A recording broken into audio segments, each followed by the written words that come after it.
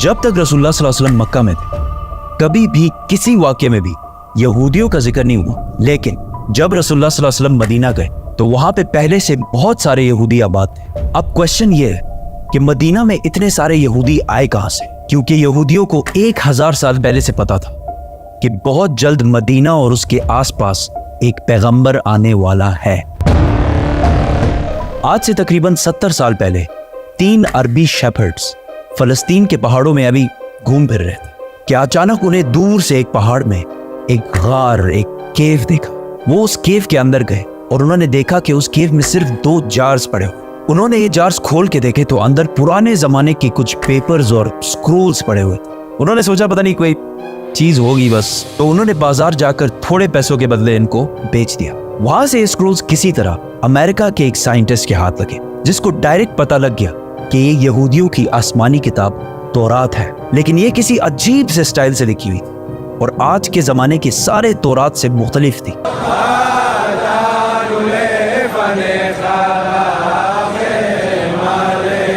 तो उस scientist John C Trevor ने इन पेपर्स को उस जमाने के सबसे पुराने तौरात जो 1800 साल पुराना था उससे कंपेयर किया और इन दोनों तौरात का स्टाइल और अंदाज बिल्कुल एक जैसे था। जिस कागज पर यह तौरात लिखी हुई थी उस साइंटिस्ट ने उसकी कार्बन डेटिंग कराई कि ज्यादा से ज्यादा ये कितने पुराने जमाने के हो सकते। तो पता चला कि ये एटलीस्ट 2200 साल पुराना कागज है जिस पर यह तौरात लिखी हुई है।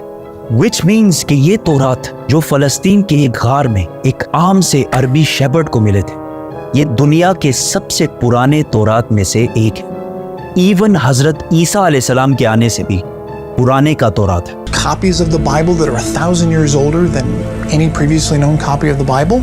ये कंप्लीट तौरात तो नहीं है, लेकिन तौरात के बहुत सारे पोर्शंस इसमें मौजूद हैं। इन स्क्रोल्स के स्टार्टिंग में यहूदियों के एक पैगंबर आइज़ाया का जिक्र है, जिनको क्रिश्चियंस और मुसलमान दोनों एक सच्चा प्रॉफिट मानते हैं। और इस पैगंबर आइज़ाया ने फ्यूचर की कुछ प्रोफेसीज लिखी है कि आने वाले वक्तों में दुनिया में क्या क्या होने वाला है।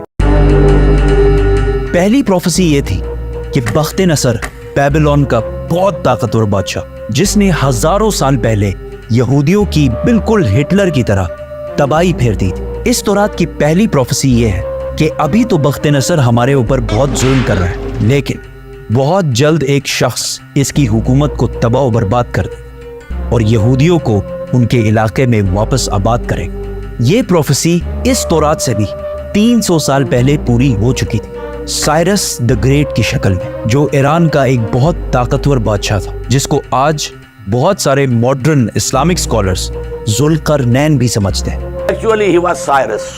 He was the king of Persia. ये भी एक बहुत इंटरेस्टिंग स्टोरी है, तो सब्सक्राइब। इस तौरात की दूसरी प्रोफेसी की वजह से यहूदी मदीना में आबाद थे। इस दुनिया के सबसे पुराने तौरात प्रोफेसी कुछ ऐसे है, देखो मेरा गुलाम जिसे मैं कायम रखता हूं, मैं अपनी रूह को इसमें डालूंगा और वो दुनिया में इंसाफ कायम करेगा, और जब तक वो जमीन पे इंसाफ कायम ना कर ले वो पीछे नहीं हटेगा और ना उसे कोई कुचल सकेगा, और मैं बुतों को अपनी तारीफ छीनने नहीं दूंगा।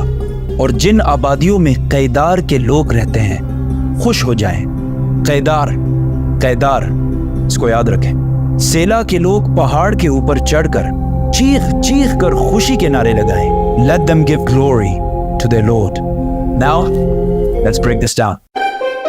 सबसे पहले कहा गया है कि कैदार के लोग खुशियां मनाएं। तो अब ये कैदार कौन है और कहां है? कैदार इब्राहीम अलैहिस्सलाम के बेटे इस्माईल अलैहिस्सलाम के दूसरे बेटे का नाम, और इस कैदार के बच्चों ने अरब में एक बहुत बड़ी सल्तनत कायम की, और रसूलुल्लाह सल्लल्लाहु अलैहि वसल्लम भी इस्माईल अलैहिस्सलाम के इस बेटे कैदार की नस्ल में से। दूसरा जिक्र है बुतों का। उस जमाने में सबसे ज्यादा बुतों की इबादत अरब में की जाती थी। अब इससे यह तो क्लियर है कि पैगंबर अरब में आएगा। प्रॉफिट आइज़ाया ने तौरात में दूसरी प्रोफेसी ये की थी कि सेला के लोग पहाड़ पर चढ़कर जोर जोर से खुशी के नारे लगाएं। ये सेला लफ्ज SELA आज भी तौरात में इसी तरह लिखा जाता है। अब ये सेला अरब में किधर है? This is very interesting. मेरी बात ना माने, गूगल मैप्स तो सबके पास होता है। गूगल मैप्स पर लिखें सेला अरब اور सर से दबाएं। आप सीधा इस पहाड़ की लोकेशन पर पहुंचेंगे। ये पहाड़ आज भी मदीना में है, और सिर्फ मदीना में ही नहीं बल्कि मस्जिद नबवी का सबसे नजदीक पहाड़ यही सेला पहाड़ है। मस्जिद नबवी से ये पहाड़ सिर्फ 500 मीटर दूर है, किलोमीटर भी नहीं, मीटर। तो तौरात में सेला के लोगों को कहा गया है कि पहाड़ पर चढ़ो और खुशी के नारे लगाओ, क्योंकि सब कुछ तौरात में यहूदियों को पहले ही बता दिया गया था। यहूदियों को इस बात का पूरा अंदाजा था कि बहुत जल्द मदीना में एक पैगंबर आने वाला है। तो आहिस्ता आहिस्ता बहुत सारे यहूदी फलस्तीन से मदीना और इसके आसपास शिफ्ट होना शुरू हुए कि काश हम उस पैगंबर से मिल सकें। और एक दफा तो यहूदी और रोमन एम्पायर की लड़ाई के बाद बहुत सारे यहूदी मदीना और इसके गिर्द जमा होना शुरू हुए, और खैबर को, जो मदीना के सबसे करीब सिटी समझी जाती थी, उसको अपना हेडक्वार्टर बनाया।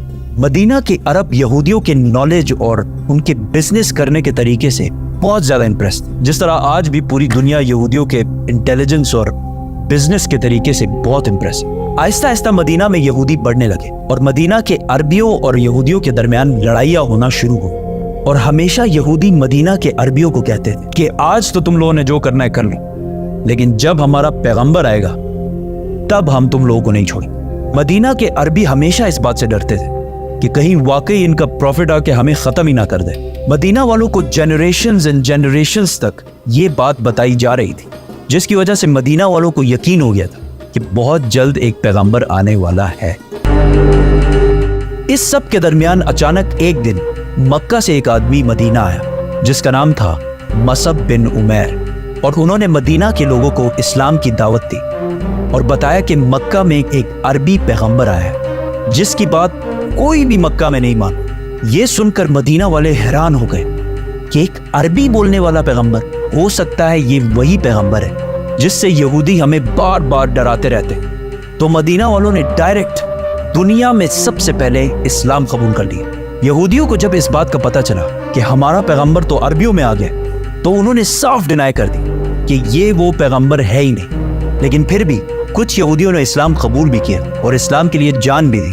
और तौरात में मोहम्मद सल्लल्लाहु अलैहि वसल्लम के बारे में जो पहले से कहा गया था, ये भी यहूदी जो मुसलमान हो गए थे, ये भी उन्हीं यहूदियों ने डिस्कवर किया था। इसीलिए हजरत सलमान फारसी को भी एक क्रिश्चियन प्रीस्ट ने मदीना ही भेजा था कि वहां एक पैगंबर आने वाला है। यहूदियों ने इस सब को डिनाई कर दिया कि ये वो पैगंबर है ही नहीं, और सिर्फ इनको पैगंबर मानने से इनकार नहीं किया, बल्कि रसूलुल्लाह सल्लल्लाहु अलैहि वसल्लम के खिलाफ हर तरह की साजिश भी की। लेकिन यहूदियों की ताकत खैबर की जंग के बाद पूरे अरब में हमेशा के लिए खत्म कर दी, और वो सारा माल जो यहूदियों ने हंड्रेड्स ऑफ ईयर्स में जमा किया था, सारा मुसलमानों को मिल गया।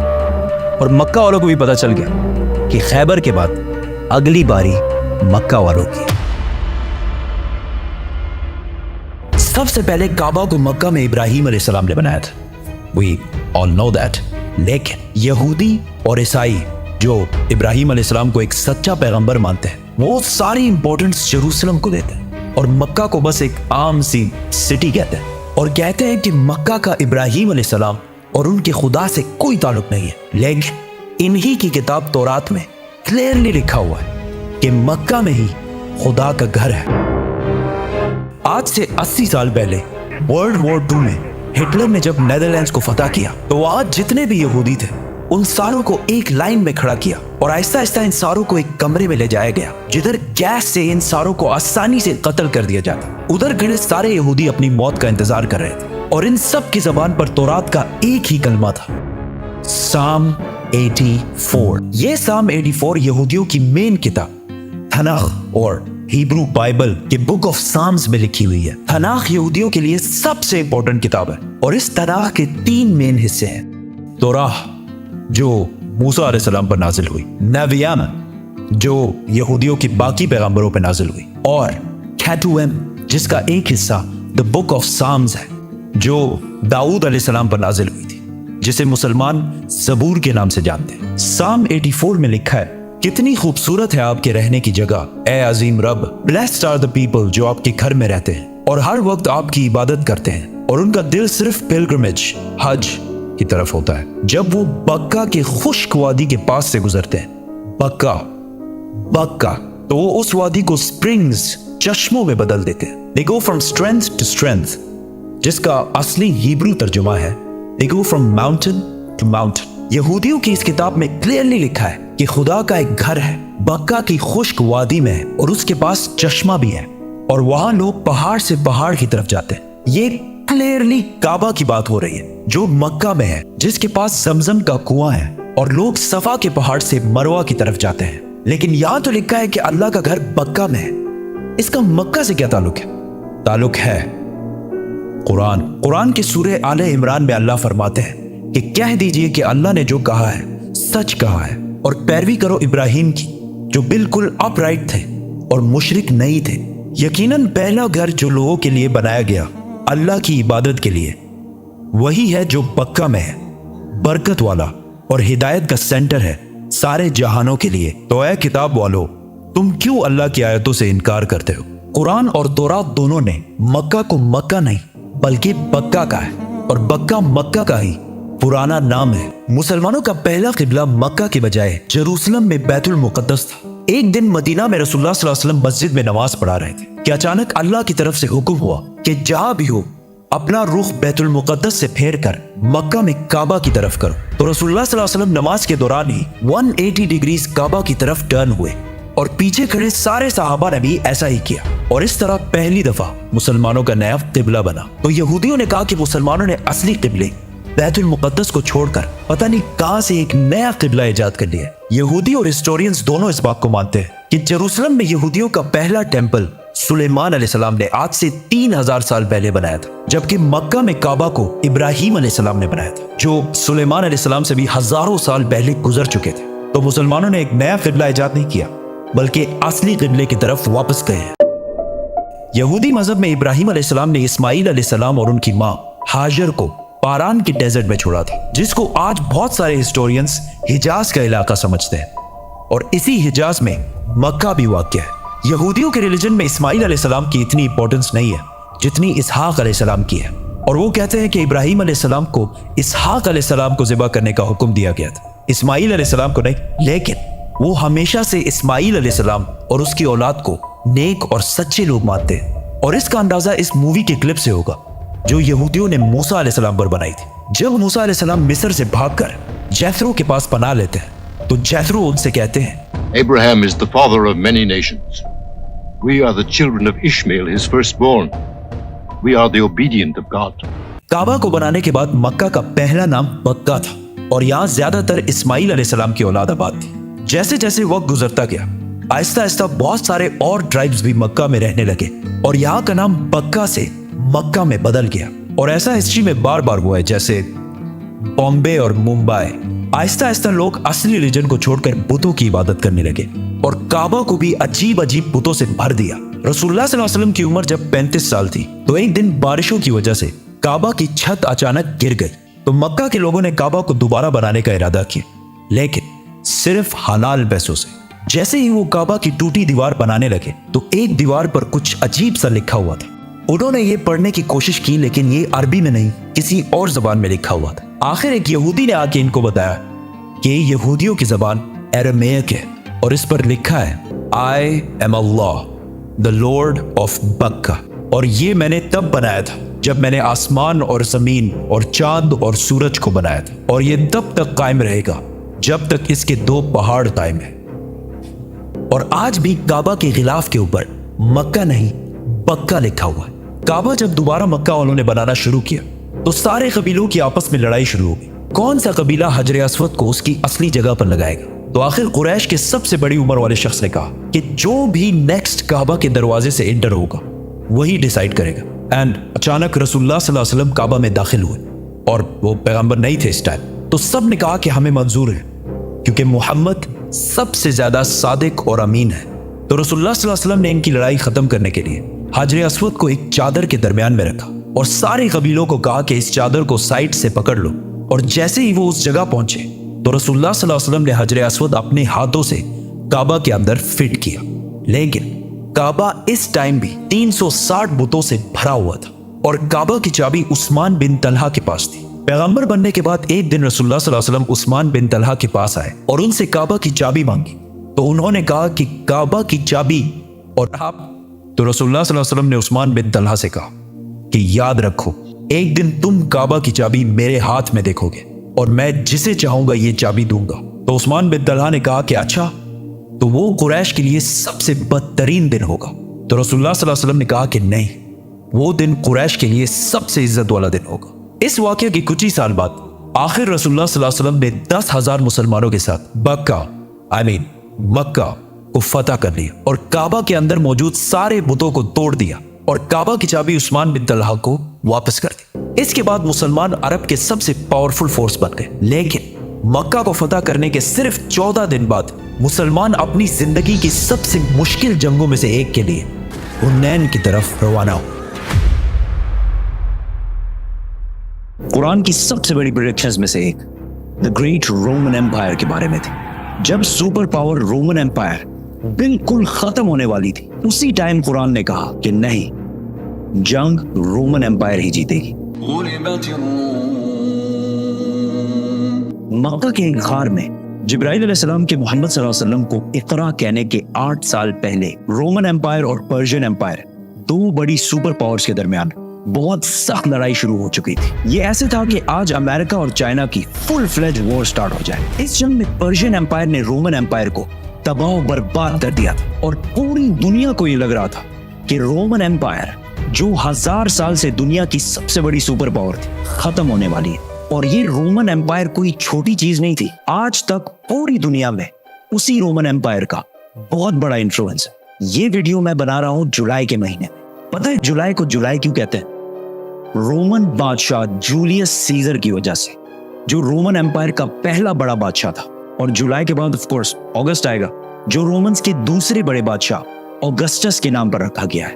और इस सब के अलावा जितने प्लैनेट्स हैं, जुपिटर, मार्स, वीनस, ये भी इसी रोमन एम्पायर के खुदाओं के नाम पर रखे गए हैं। रोमन एम्पायर इस्लाम से 300 साल पहले 2 पार्ट्स में बढ़ चुकी थी, ईस्टर्न और वेस्टर्न रोमन एम्पायर। जिसके बाद वेस्टर्न रोमन एम्पायर तो आहिस्ता आहिस्ता खत्म हो गई, लेकिन Eastern Roman Empire, Byzantine Empire, फिर भी दुनिया की सुपर पावर रही। इस जंग में ऐसे लग रहा था कि पर्शियंस आखिरकार इस रोमन एम्पायर को खत्म कर देंगे।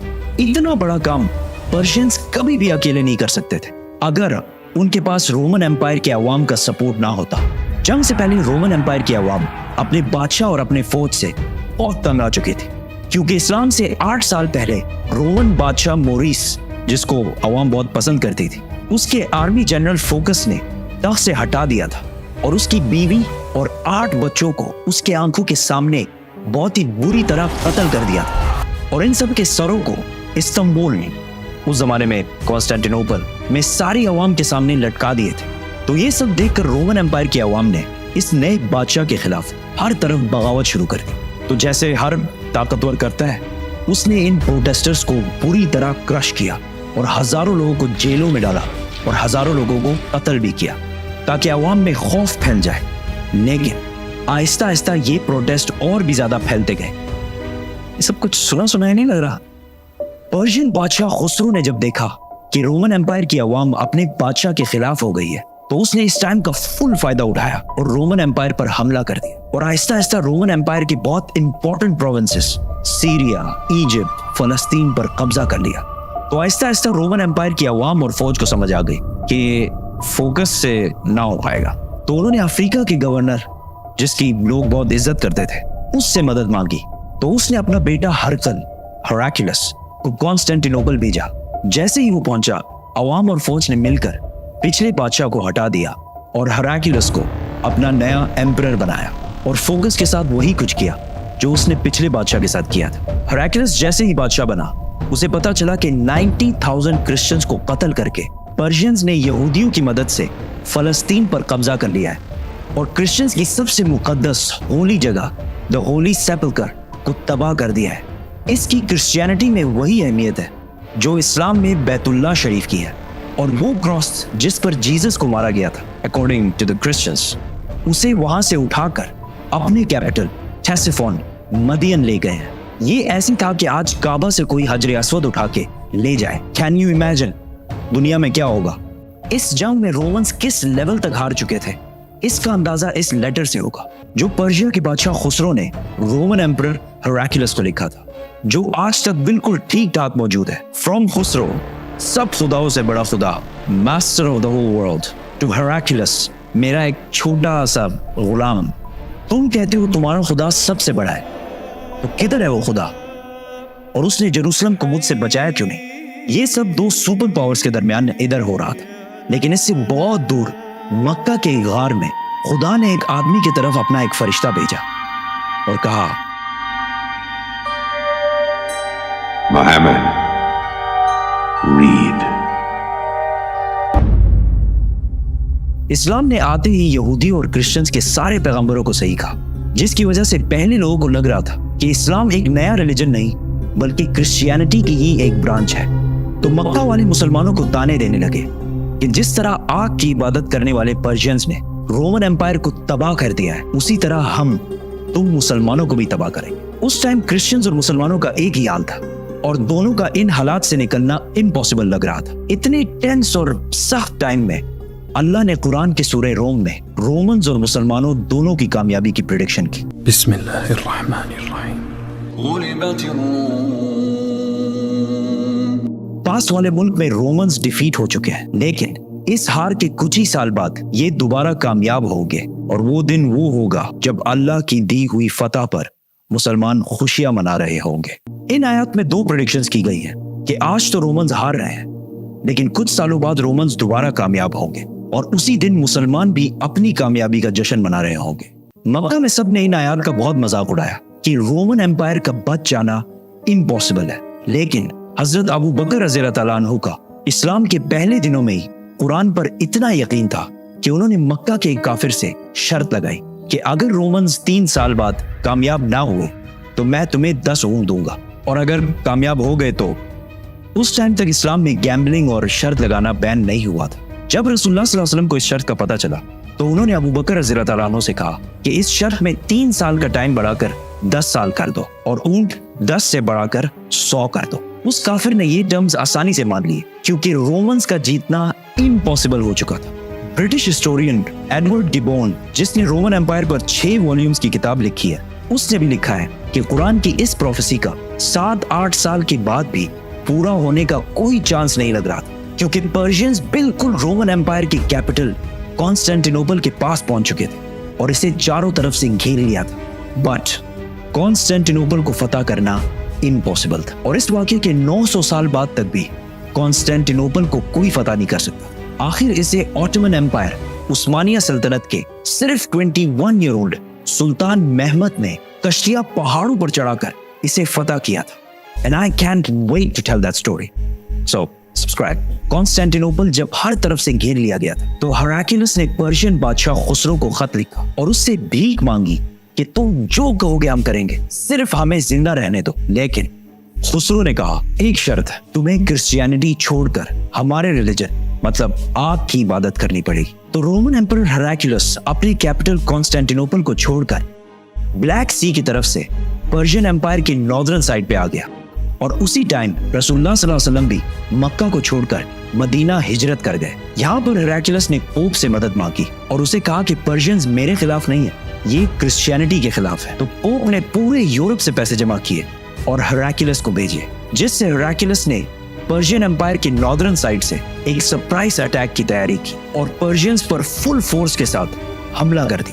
کیونکہ پرشینز سارے استنبول فتح کرنے میں بزی تھے تو ان کے اپنے کنگڈم کا ڈیفنس بہت کمزور ہو گیا تھا. ہیراکلیس بہت تیزی سے آگے بڑھتا گیا اور ایک کے بعد ایک سٹی فتح کرتا گیا، اور آخر کار وہ اس سٹی پہنچا جو پرشینز کے لیے سب سے ہولی سٹی تھی، جو پرشینز کا مکہ تھا، جس میں ان کا سب سے بڑا آگ کا ٹیمپل بھی تھا، جس میں آگ بہت سالوں سے جل رہی تھی. تو ہیراکلیس نے اپنا پورا بدلہ لیا اور اس سٹی کو اسی طرح تباہ کیا جس طرح انہوں نے جیروسلم کو تباہ کیا تھا. اس واقعے کے بعد گیم کمپلیٹلی چینج ہونے لگی اور یہ کئی سالوں میں رومنز کی پہلی بڑی جیت تھی، اور وہ اس کے بعد اپنی کھوئی ہوئی سلطنت دوبارہ حاصل کرنے لگے. اور اسی ٹائم صرف 313 مسلمانوں نے مکہ کے کافروں کو جنگ بدر میں ہرا دیا اور اپنی پہلی جنگ جیتنے کا جشن منانے لگے، اور قرآن کی پروفیسی پوری ہو گئی. ابو بکر رضی اللہ تعالیٰ عنہ نے جو شرط لگائی تھی وہ جیت گئے، اور مکہ کے اس بندے نے اسے 100 اونٹ دیے، لیکن उस टाइम इस्लाम में गैम्बलिंग और शर्त लगाना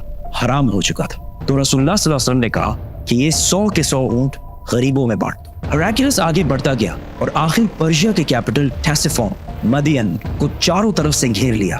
पर्शियंस को जब कोई और उम्मीद नजर नहीं आई तो खुसरो के बेटे ने अपने बाप और अपने 18 भाइयों के सर काट दिए और रोमन एम्पायर के सामने सरेंडर कर दिया। और इस जंग में रोमन एम्पायर का जितना नुकसान हुआ था वो सारे पैसे वापस करने का वादा किया और अपनी सारी फौज को रोमन एम्पायर से वापस बुला लिया।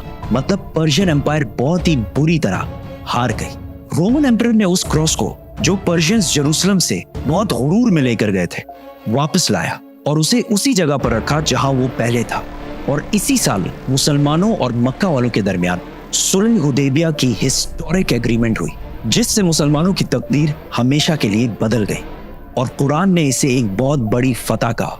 हेराक्लियस अब तो दुनिया का सबसे ताकतवर बादशाह बन गया था। लेकिन सुलह हुदैबिया के कुछ ही अरसे बाद रसूलुल्लाह सल्लल्लाहु अलैहि वसल्लम ने इसी हेराक्लियस को एक लेटर लिखा और इसे इस्लाम की दावत दी। लेकिन हेराक्लियस नहीं माना और अगले कुछ ही सालों में मुसलमानों ने ऑलमोस्ट पूरी रोमन एम्पायर को फतह कर लिया और सिर्फ रोमन एम्पायर को नहीं पर्शियन एम्पायर को भी फतह कर लिया। और आज तक मुसलमानों से ये इलाके दोबारा कोई भी नहीं छीन सका।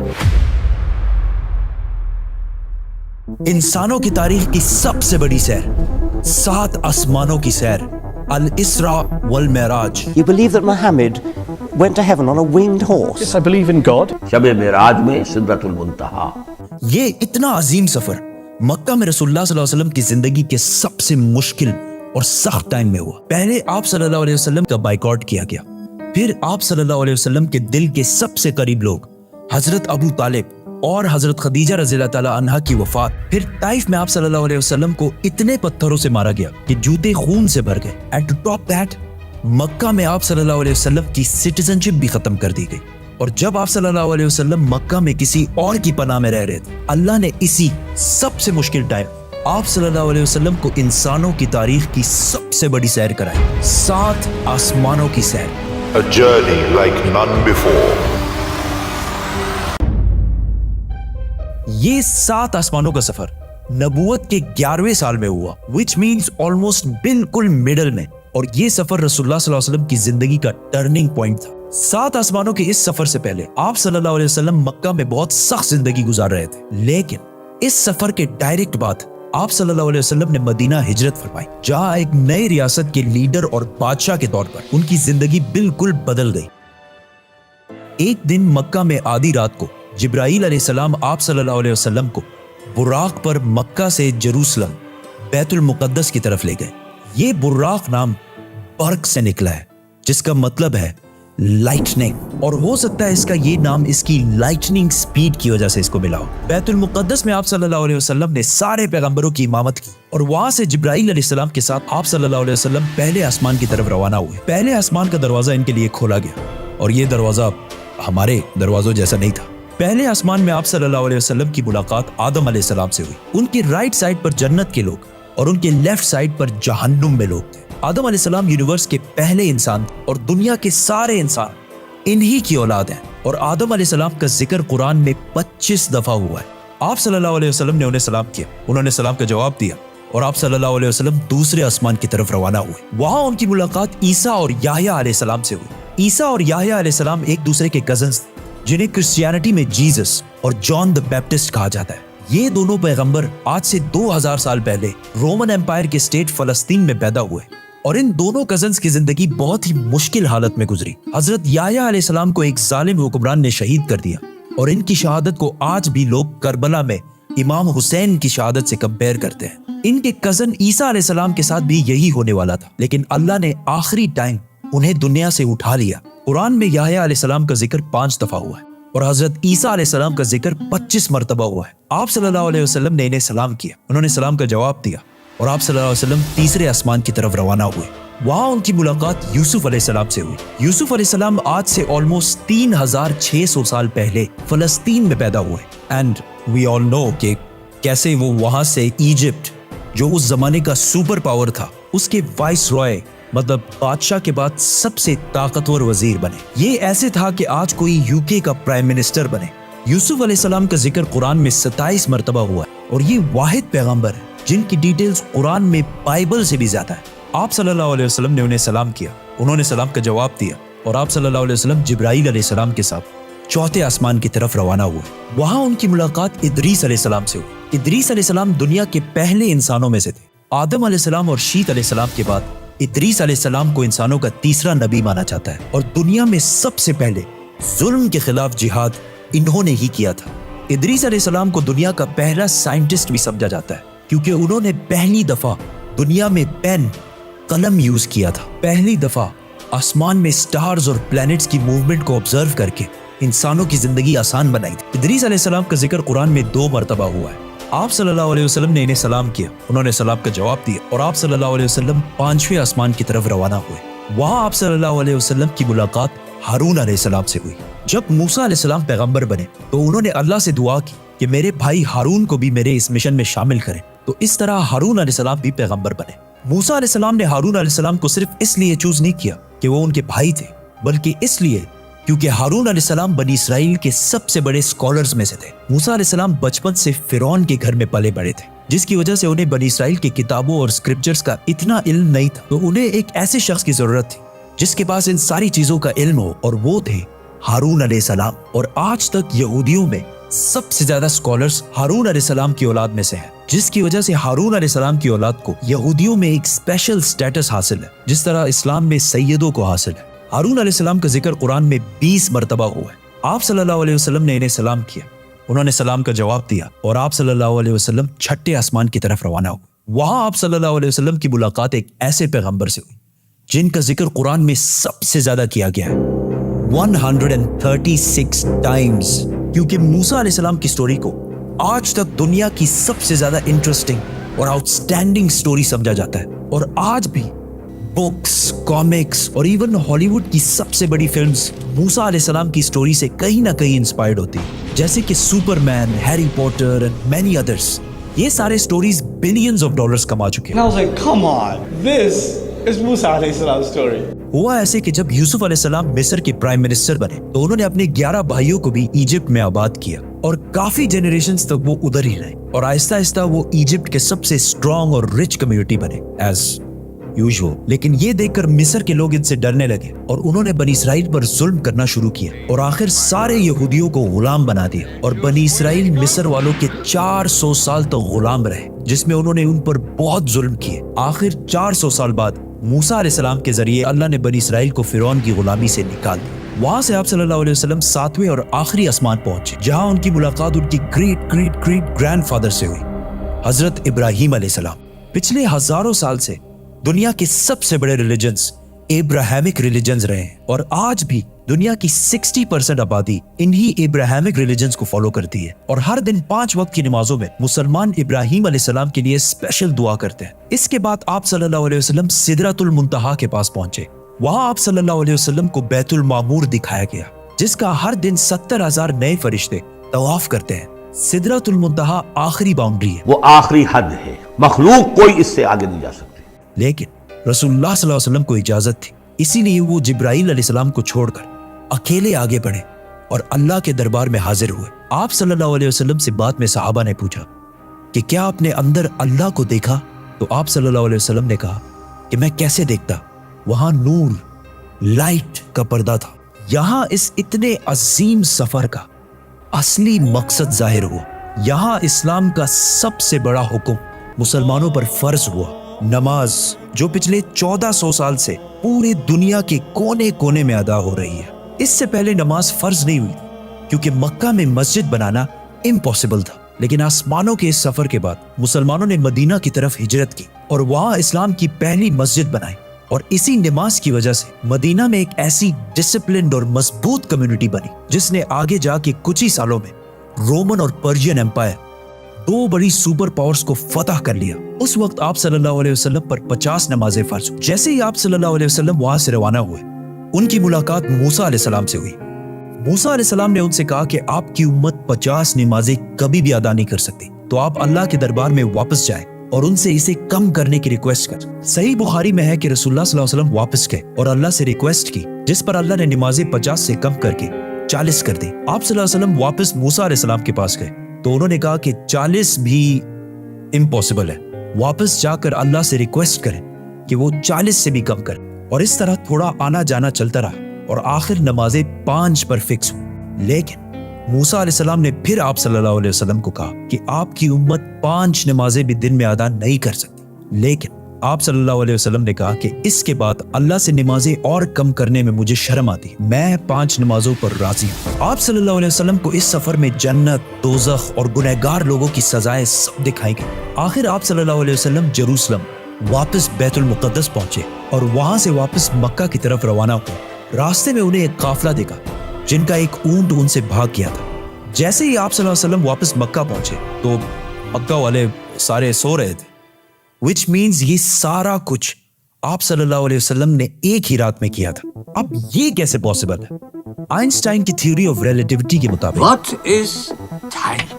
Time is not absolute, Time is not absolute. جس کا مطلب ہے کہ اگر ایک شخص تیز موو ہو رہا ہے اور دوسرا اپنی جگہ پر کھڑا ہے تو یہ دونوں ٹائم کو بالکل ڈیفرنٹ محسوس کریں گے. اور اگر کوئی لائٹ کے سپیڈ کے قریب ٹریول کرے تو اس کے لیے ٹائم بہت ہی سلولی پاس ہوگا. And as we know, Buraq کا نام ہی اس کی لائٹننگ سپیڈ کی وجہ سے رکھا گیا ہے. اسی لیے آپ صلی اللہ علیہ وسلم کے لیے یہ رات بہت لمبی تھی اور باقی ساروں کے لیے یہ ایک نارمل رات تھی. جیسے ہی آپ صلی اللہ علیہ وسلم مکہ واپس پہنچے, ان کو پتا تھا کہ اگر وہ یہ ساری باتیں مکہ والوں کو بتائیں گے تو مکہ والے ان کا بہت مذاق اڑائیں گے.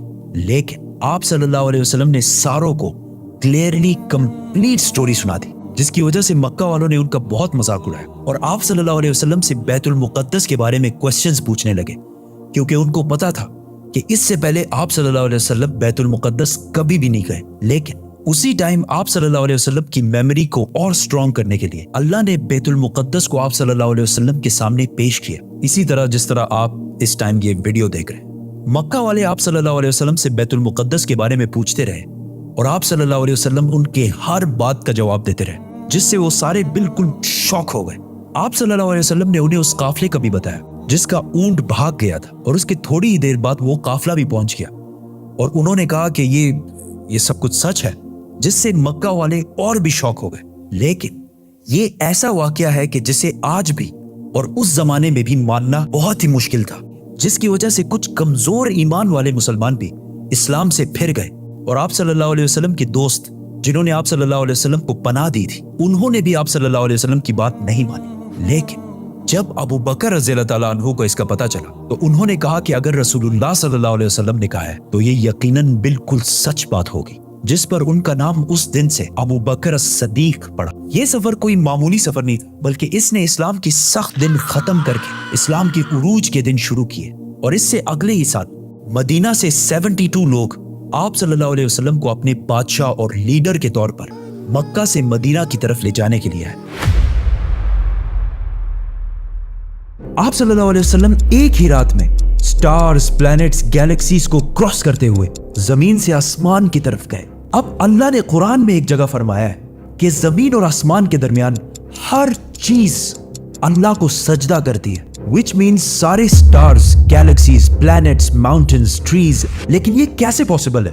سجدہ تو اس طرح ہوتا ہے, اور کبھی سٹارز اور پلانٹس کو ہماری طرح عبادت کرتے ہوئے کسی نے دیکھا ہے؟ لیکن اللہ نے قرآن میں بار بار کہا ہے کہ یہ ساری چیزیں اللہ کی عبادت کرتی ہیں. تو یونیورس کے ان ساری چیزوں میں کوئی نہ کوئی بات کامن, ایک جیسی ضرور ہوگی. آج سے بہت سال پہلے پوری دنیا کا یہ خیال تھا کہ زمین, ارتھ ہی دنیا کا سینٹر ہے, اور زمین تو ساکن ہے بیٹا, زمین روٹیٹ کرتی ہی نہیں ہے, زمین گردش نہیں کرتی. لیکن آج سے 400 سال پہلے گیلیلیو, جو ایک اٹالین سائنٹسٹ ہے, اس نے 2 لینزز کو الائن کر کے رکھا تو اسے پتا چلا کہ ایسے کرنے سے دور کی چیزوں کو قریب سے دیکھا جا سکتا ہے. چھوٹے لیول پر ٹیلیسکوپس دنیا میں پہلے بھی موجود تھے, لیکن انہیں صرف فوجی اور سمندری سفروں میں یوز کیا جاتا تھا. لیکن گیلیلیو نے اسی ٹیلیسکوپ کو امپروو کر کے انسانوں کی تاریخ میں پہلی دفعہ اس کا رخ آسمان کی طرف کیا, جس سے اس نے دنیا سے پہلی بار سورج اور چاند کو بالکل قریب سے دیکھا. اور گیلیلیو نے ان ساروں کی موومنٹ کو آبزرو کرنا شروع کیا. 1300 دنیاؤں کو اگر ملا لیا جائے, اس سے ایک جوپیٹر بنتا ہے.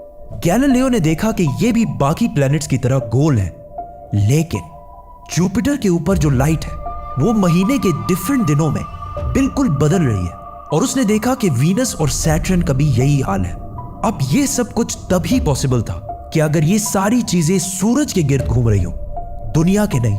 گیلیلیو نے یہ باتیں پوری دنیا کو بتائی کہ یونیورس کا سینٹر دنیا نہیں بلکہ سورج ہے۔ لیکن اس بات کو سن کر یورپ کے سارے چرچز اس کے دشمن بن گئے، کیونکہ اس زمانے کے پوپ کا یہ خیال تھا کہ زمین ہی یونیورس کا سینٹر ہے، اور صرف پوپ کا نہیں، پوری دنیا کا یہ خیال تھا، زمین تو ساکن ہے۔ جس کی وجہ سے گیلیلیو کو چرچ سے یہ سزا ملی کہ وہ ہمیشہ کے لیے گھر میں بند کر دیا جائے گا۔ لیکن گیلیلیو نے اپنا کام جاری رکھا، اور اس کی ان ریسرچز کو بعد میں پوری دنیا نے مانا۔ ایون پوپ نے بھی گیلیلیو کے مرنے کے 350 سال بعد پوری دنیا کے سامنے اس سے معافی مانگی اور کہا کہ ہم غلط تھے اور آپ صحیح تھے۔ آہستہ آہستہ ہمیں پتا چلا کہ زمین یونیورس کا سینٹر نہیں ہے بلکہ یہ سورج کے گرد گھومتی ہے، اور سورج بھی کوئی اتنی بڑی چیز نہیں ہے بلکہ سورج تو اس کے جیسے اربوں کھربوں سٹارز کی طرح ملکی وے گیلیکسی کا ایک چھوٹا سا حصہ ہے، اور یہ ملکی وے گیلیکسی اربوں سٹارز سے بنی ہوئی ہے، اور یہ سارے بلینز آف سٹارز ایک ہی سرکل میں گھوم رہے ہیں۔ ہم تو سورج کے گرد گھوم رہے ہیں، تو سورج جیسے اربوں کھربوں سٹارز مل کر کس کے گرد گھوم رہے ہیں؟ Supermassive black hole. Have a supermassive black hole at their center. اس بلیک ہول نے، جو ہمارے سورج سے 40 لاکھ ٹائمز بڑا ہے، نے پوری گیلیکسی کو ایک گول سرکل میں رکھا ہوا ہے۔ جس طرح ہمارے سورج نے زمین، جوپیٹر، مارس، ان سارے پلینٹس کو ایک سرکل میں رکھا ہوا ہے، لیکن یہ گیلیکسی بھی کوئی اتنی بڑی چیز نہیں ہے بلکہ یہ لاکھوں اور گیلیکسیز کو ملا کر ایک چھوٹے سے کلسٹر کا ایک چھوٹا سا حصہ ہے۔ یہ لاکھوں گیلیکسیز مل کر ایک کلسٹر بناتے ہیں، اور یہ کلسٹر بھی کوئی اتنی بڑی چیز نہیں ہے بلکہ اس جیسے لاکھوں کلسٹرز ملا کر ایک سپر کلسٹر بنتا ہے، اور ایسے ہزاروں سپر کلسٹرز اور بھی موجود ہیں۔ اب آپ نے یہ نوٹ کیا کہ ان سارے سٹارز، گیلیکسیز، پلینٹس میں ایک چیز کامن ہے کہ اس پورے یونیورس میں ہر چیز کسی نہ کسی دوسرے آبجیکٹ کے گرد گھوم رہی ہے۔ اور جب رسول اللہ صلی اللہ علیہ وسلم بھی آسمانوں کی طرف گئے تو انہوں نے بیت المعمور میں فرشتوں کو نماز پڑھتے ہوئے نہیں دیکھا، وہ بھی کسی چیز کے گرد گھوم رہے تھے۔ لیکن گھومنے کا عبادت سے کیا تعلق ہے؟ اللہ نے تو کہا ہے کہ یہ ساری چیزیں عبادت کرتی ہیں۔ آپ کو پتا ہے اللہ نے یہ بات کس صورت میں کہی ہے؟ سورہ حج میں۔ حج میں مسلمان پوری دنیا سے اسلام کی سب سے مقدس اور ہولی جگہ کعبہ کے پاس جاتے ہیں اور بار بار اس کے گرد گھومتے ہیں۔ اب اس سرکل کرنے کا مطلب کیا ہے؟ جب مسلمان کعبہ کے گرد گھومتا ہے تو وہ اس وقت اکیلا نہیں گھوم رہا ہوتا بلکہ چاند، پلینٹ، سٹارز، گیلیکسیز، کلسٹرز ساروں کے ساتھ ایک ہی عبادت میں شامل ہو جاتا ہے۔ تو یہ ساری چیزیں ہماری طرح عبادت نہیں کرتی بلکہ ہم مکہ جا کر ان کی طرح عبادت کرتے ہیں۔ لیکن اس آیت میں تو لکھا ہے کہ یہ ساری چیزیں اللہ کو سجدہ کرتی ہیں۔ سجدہ کا مطلب صرف ہمارے والا سجدہ نہیں ہے بلکہ اللہ کے نظام کے مطابق چلنے کو بھی سجدہ کہہ سکتے ہیں۔ لیکن اللہ نے اس آیت میں صرف سٹارز، گیلیکسیز اور پلینٹس کا نہیں کہا بلکہ ہر چیز، پہاڑ، درخت، جانور، سب کا کہا ہے۔ یہ تو سرکلز میں نہیں گھومتے۔ آج سے ہزاروں سال پہلے اینشنٹ گریس میں یہ کانسیپٹ بنا کہ کائنات کی ہر چیز ایک بہت ہی چھوٹے پارٹیکل ایٹم سے بنی ہوئی ہے، جس کو پھر 2000 سال تک پوری دنیا بھول گئی۔ لیکن آج سے 200 سال پہلے اس کانسیپٹ پر ریسرچ دوبارہ شروع ہوئی، اور سائنسدانوں کی ریسرچ سے پتا چلا کہ ایٹم سب سے چھوٹا پارٹیکل نہیں ہے بلکہ اس کے اندر اور بھی پارٹیکلز ہیں، جیسے پروٹونز، نیوٹرونز، الیکٹرونز۔ پروٹونز اور نیوٹرونز ہمیشہ ایٹم کے سینٹر میں ہوتے ہیں اور الیکٹرونز ہمیشہ ان کے گرد گھوم رہے ہوتے ہیں، آلموسٹ بالکل اسی طرح جس طرح پلینٹ سورج کے گرد گھومتے ہیں اور سٹارز بلیک ہول کے گرد گھومتے ہیں، جس کا مطلب ہے کہ کائنات کی ہر چیز چاہتے یا نہ چاہتے ہوئے کسی نہ کسی چیز کا طواف کر رہی ہے۔ اور جب کوئی مسلمان کعبہ کا طواف کرنے جاتا ہے تو وہ کائنات کی ہر چھوٹی سے چھوٹی چیز، جیسے ایٹم کے اندر الیکٹرون سے لے کر کائنات کے سب سے بڑے آبجیکٹس، پلینٹس، سٹارز، گیلیکسیز اور ایون بیت المعمور میں فرشتوں کے ساتھ ایک ہی عبادت میں شامل ہو جاتے ہیں۔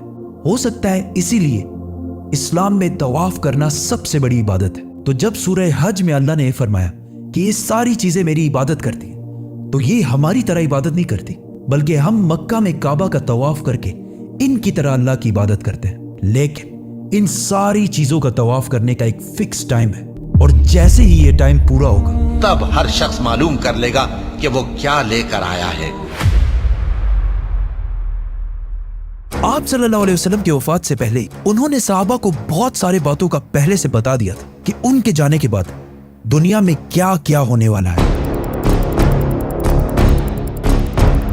एक दिन हजरत उमर रज़ी अल्लाह ताला अन्हु बाकी सहाबा के साथ आप सल्लल्लाहु अलैहि वसल्लम के पास मस्जिद नबवी में बैठे हुए थे कि अचानक एक बहुत ही रोबदार और हैंडसम आदमी मस्जिद में दाखिल हुआ। उनके कपड़े एक्सट्रीमली व्हाइट और बाल बिल्कुल ब्लैक थे। उस दिन से पहले उन्हें मदीना में किसी ने भी नहीं देखा, मतलब वो मदीना के रहने वाले नहीं थे और उनके कपड़ों और बालों से बिल्कुल ऐसा नहीं लग रहा था कि वो कहीं दूर से ट्रेवल करके मदीना आए।